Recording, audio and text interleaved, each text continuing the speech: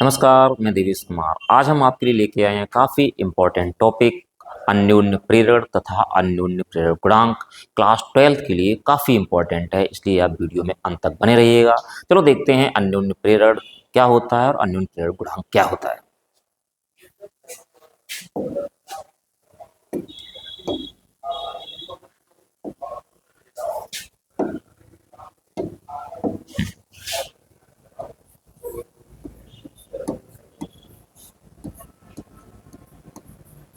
अन्योन्य प्रेरण, इसको अंग्रेजी में कहा जाता है म्यूचुअल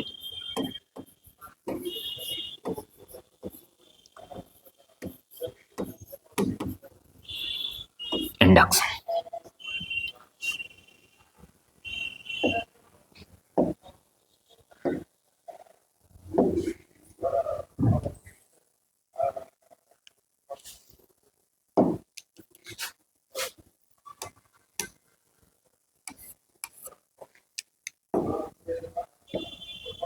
म्यूचुअल इंडक्शन, इसमें क्या होता है, जो स्वप्रेरण थी, स्वप्रेरण में क्या था, हमारे पास सिर्फ एक कुंडली हुआ करती थी या फिर एक परनालिका होती थी। यहाँ पे मैं मान लेता हूँ हमारे पास दो कुंडलियां हैं या फिर दो परनालिकाएं हैं। इधर देखिएगा,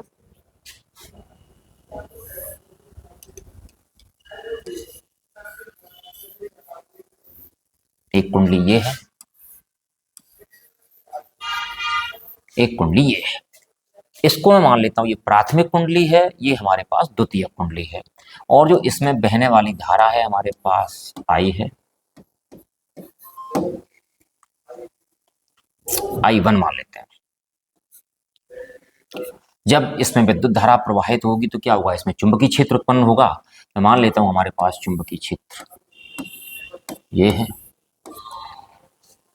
चुंबकीय क्षेत्र उत्पन्न होगा। चुंबकीय क्षेत्र हमारे पास क्या रहेगा, बी रहेगा। इसकी डायरेक्शन हमारे पास ये रहेगी। जो अगर इसमें देखा जाए कि अगर हम धारा के मान में परिवर्तन करते हैं तो चुंबकीय क्षेत्र के मान में भी परिवर्तन होता है। धारा के मान में परिवर्तन करने पर क्या होता है कि चुंबकीय क्षेत्र के मान में परिवर्तन होता है। लेकिन ये चुंबकीय क्षेत्र है वो इस कुंडली से भी गुजरेगा, इस कुंडली से गुजरेगा। जब चुंबकीय क्षेत्र के मान में परिवर्तन होगा तो चुंबकीय फ्लक्स के मान में भी परिवर्तन होगा। जब चुंबकीय फ्लक्स के मान में परिवर्तन होगा तो उस कुंडली में क्या होगा, एक विद्युत वाहक बल प्रेरित हो जाएगा, जिसको क्या कहा जाएगा, प्रेरित विद्युत वाहक बल कहा जाएगा। तो इस कंडीशन में क्या होगा कि इसमें एक प्रेरित विद्युत वाहक बल उत्पन्न हो जाएगा। तो देखिएगा आप, सबसे पहले अगर आई का मान बढ़ता है तो किसका मान बढ़ेगा, बी का मान बढ़ेगा। अगर बी का मान बढ़ेगा तो हमारे पास किसका मान बढ़ेगा, फाई का मान बढ़ेगा। देखा जाए तो जो फाई है ना, वो डायरेक्टली प्रोपोर्शनल किसके, आई है। अगर आई का मान बढ़ता है तो फाई का मान बढ़ता है, अगर आई का मान घटता है तो फाई का मान घटता है। तो समझिएगा आप अन्योन्य प्रेरण क्या होता है। यदि दो कुंडलियों को पास पास रख दिया जाए, पहली कुंडली में धारा के मान में परिवर्तन किया जाए तो दूसरी कुंडली में क्या होता है, विद्युत वाहक बल प्रेरित हो जाता है। ये घटना आपकी कहलाती है अन्योन्य प्रेरण कहलाती है। मैं मान लेता हूं कि इसमें जो हमारे पास उत्पन्न प्रेरित विद्युत वाहक बल हमारे पास कितना है, ए है। चलो अब देखते हैं। माना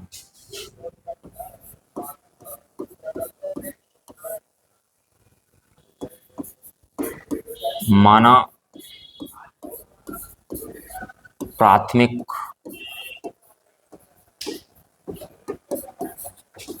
कुंडली में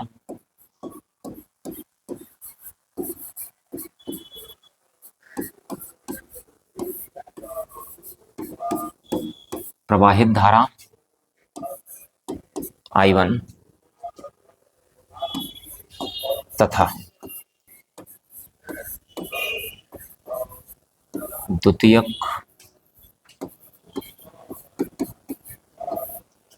कुंडली में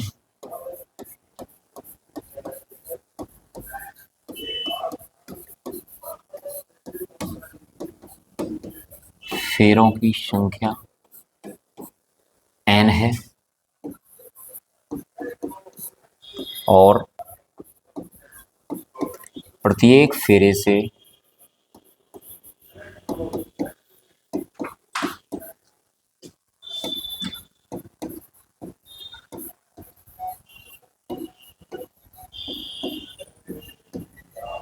बद्ध चुंबकीय फ्लक्स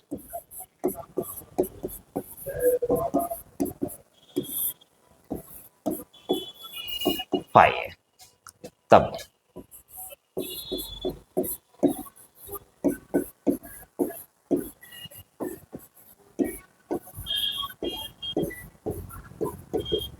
द्वितीयक कुंडली से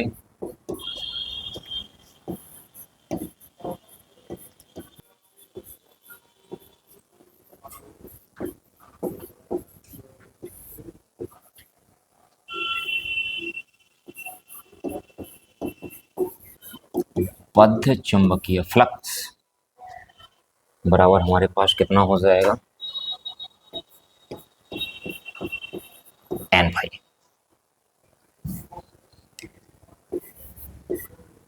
तो हमारे पास द्वितीय कुंडली से बद्ध चुंबकीय फ्लक्स कितना रहा, एन फाई रहा। अभी आपको बताया गया था जो चुंबकीय फ्लक्स होता है वो प्रवाहित धाराएं कैसे होता है, अनुक्रमानुपाती होता है। तो देखिएगा चुंबकीय flux N phi is directly proportional कितना हो गया, I1 हो गया। I1 हो गया तो यहाँ पे क्या होगा कि समानुपाती का चिन्ह हटेगा, साथ में एक कांस्टेंट आएगा तथा बराबर का चिन्ह आएगा। चिन्ह आ गया बराबर का, एक कांस्टेंट आ गया हमारे पास MI1। तो M इज इक्वल टू हमारे पास N phi upon I. M one हो गया हमारे पास, I1 हो गया हमारे पास, जहाँ M क्या है, M एक नियतांक है जिसे क्या कहा जाता है, दोनों कुंडलियों का अन्योन्य प्रेरण गुणांक।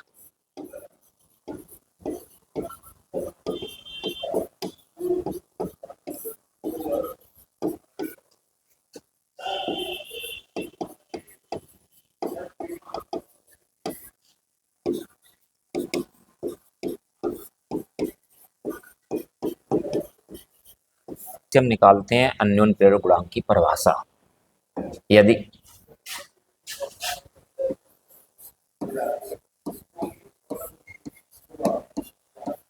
I1 बराबर हमारे पास 1 एम्पियर, तो हमारे पास क्या हो जाएगा, यदि I1 1 एम्पियर है तो हमारे पास क्या रहेगा, M is equal to N phi upon 1।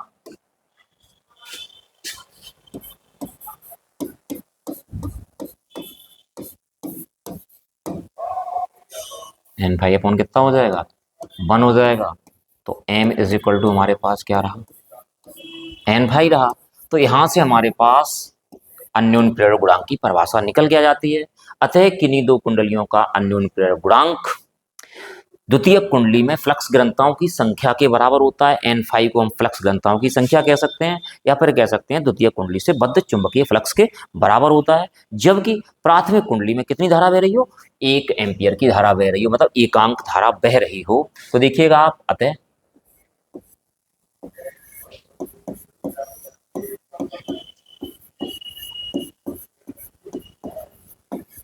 किन्हीं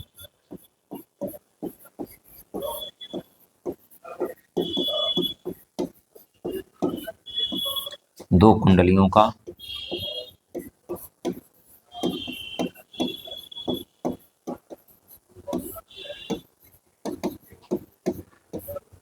अन्योन्य प्रेरण गुणांक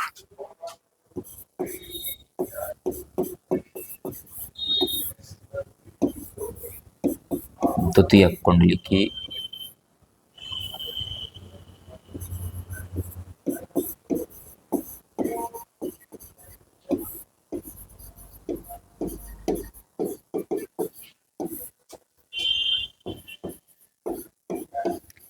फ्लक्स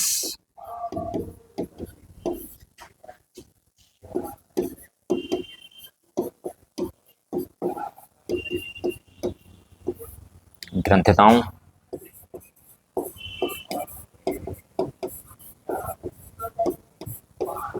की संख्या के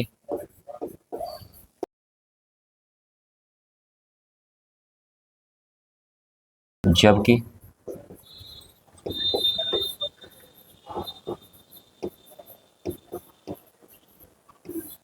प्राथमिक कुंडली में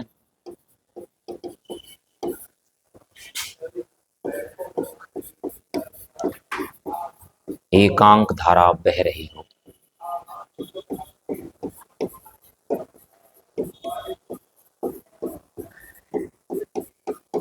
तो जो हमारे पास क्या रहा, अन्योन्य प्रेरक गुणांक की परिभाषा रही। क्या परिभाषा रही कि अतः किन्हीं दो कुंडलियों का अन्योन्य प्रेरक गुणांक द्वितीय कुंडली की फ्लक्स घनताओं की संख्या के बराबर होता है जबकि प्राथमिक कुंडली में एकांक धारा बह रही हो। यदि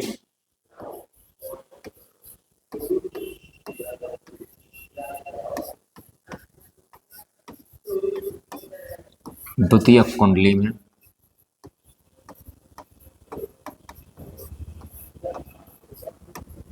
उत्पन्न प्रेरित विद्युत वाहक बल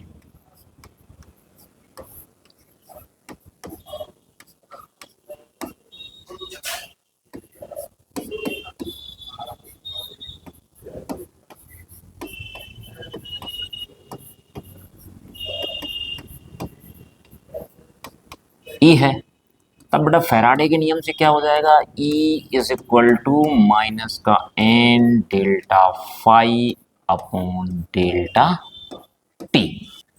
तो E is equal to minus delta N phi upon कितना रहा, डेल्टा टी रहा। लेकिन जो एन फाई है अगर यहां से देखा जाए तो N phi is equal to कितना हो जाएगा, एम आई वन हो जाएगा। यहां से देखा जाए, अगर इस कंडीशन में देखा जाए तो हमारे पास क्या रहेगा, एम आई वन बराबर कितना रहेगा, एन फाई रहेगा। तो यहां से ये वैल्यू रख दी जाएगी तो हमारे पास क्या बचेगा, बट एन फाई बराबर एम आई वन, तो E is equal to minus का delta M I one upon delta T. तो E is equal to minus M delta I one upon delta T. Delta T हमारा इस तरफ आ जाएगा तो क्या हो जाएगा, माइनस का M delta I one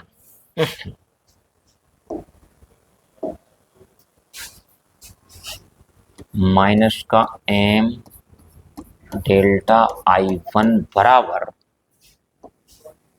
E into delta T, E into delta T.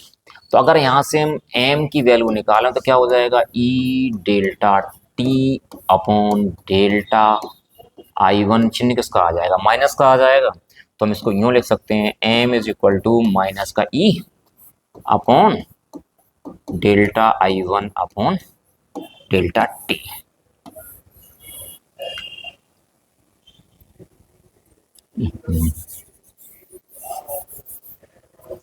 तो m इज इक्वल टू हो जाएगा माइनस का E upon delta I one upon delta T. ठीक है, अगर हम यहां से देखते हैं, यदि delta I one upon delta T बराबर 1 एम्पियर पर सेकेंड, तो m बराबर कितना हो जाएगा, माइनस का E हो जाएगा। तो माइनस चिन्ह तो सिर्फ विरोध करना बताता है। तो यहाँ से परिभाषा पता हमारे पास क्या रहेगी, m हमारे पास क्या है, अन्योन्य प्रेरक गुणांक है, और E हमारे पास क्या है, द्वितीय कुंडली में उत्पन्न प्रेरित विद्युत वाहक बल है।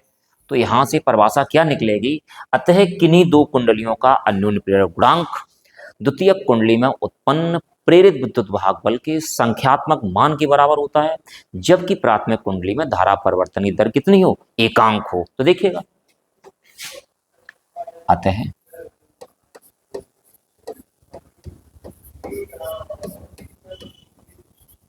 किन्हीं दो कुंडलियों का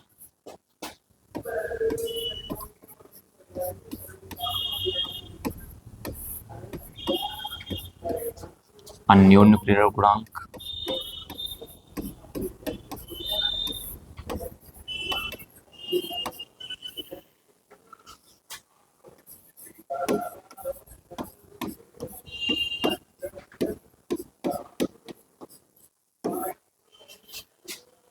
द्वितीय कुंडली में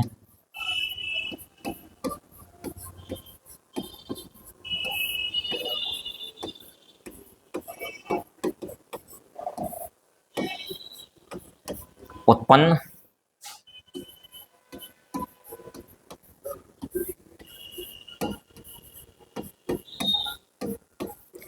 प्रेरित विद्युत वाहक बल के संख्यात्मक मान के बराबर होता है।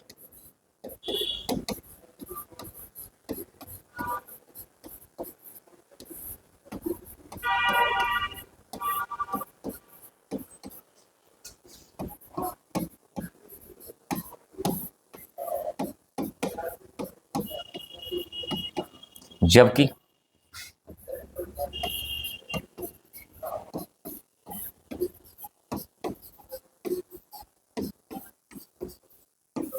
प्राथमिक कुंडली में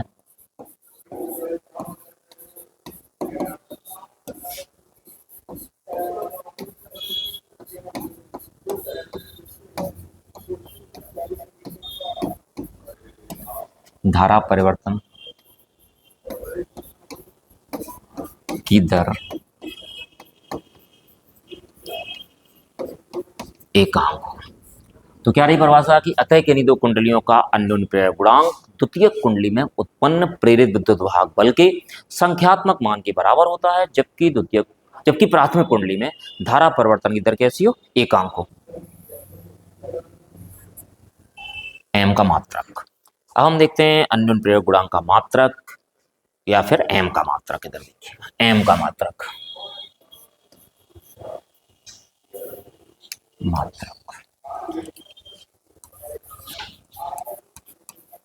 अन्योन्य प्रेरण गुणांक का मात्रक देखिएगा आप। देखो यहां से m बराबर क्या है, ई डेल्टा टी अपॉन डेल्टा आई। तो m का मात्रक बराबर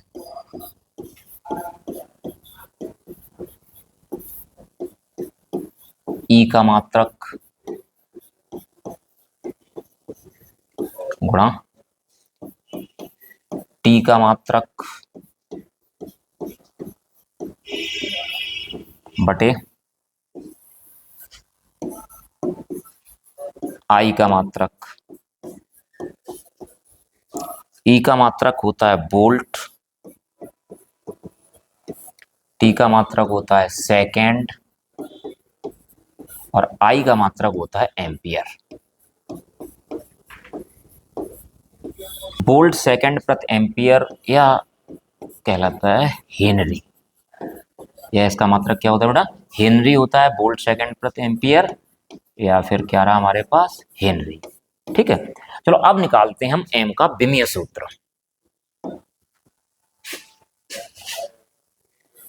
मतलब अन्योन्य प्रेरक गुणांक का विमीय सूत्र। तो एम का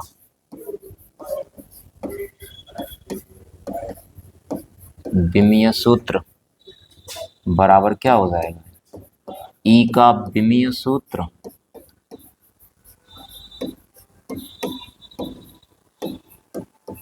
गुणा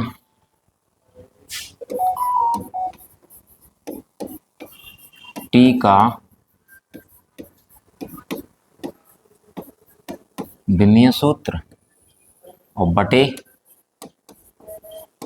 आई का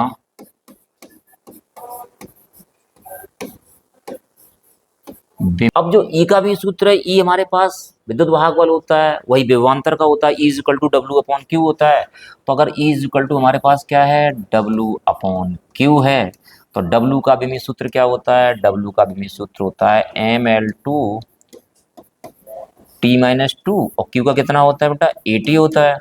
अगर ये ऊपर पहुंच जाएगा तो हमारे पास क्या हो जाएगा, M L two T minus two A minus one T minus one, तो कितना हो जाएगा, ये हो जाएगा हमारे पास M L two T minus three और ए माइनस वन। तो हमारे पास ई का विमीय सूत्र कितना रहा, ई का विमीय सूत्र हमारे पास रहा M L two T minus three A minus one, और टी का हमारे पास कितना रहेगा, टी रहेगा, और आई का हमारे पास बेमी सूत्र कितना रहेगा, ए रहेगा। तो गुणा में घातें क्या होती हैं बेटा, जुड़ जाती हैं। तो ऊपर हमारे पास टी एक पॉजिटिव है, 3 नेगेटिव है, तो हमारे पास क्या बचेगा, ऊपर बच जाएगा Ml2 टी माइनस 2 ए माइनस 1। ये कहाँ पहुँच जाएगा, ऊपर पहुँच जाएगा, कितना हो जाएगा, ए माइनस 1 हो जाएगा। तो हमारे पास क्या बचा, Ml2 टी माइनस 2 ए माइनस 2। ये रहा आपके पास अन्योन पेड़ गुणांक का विमीय सूत्र। आज के वीडियो में इतना ही, फिर आपको मिलते हैं नए टॉपिक के साथ अगले वीडियो में। उम्मीद है कि आप लोगों को ये टॉपिक समझ में आ गया होगा। यदि ये टॉपिक आपकी समझ में आ गया हो तो आप चैनल को सब्सक्राइब कर दें, वीडियो को लाइक कर दें, साथियों के साथ शेयर कर दें। धन्यवाद।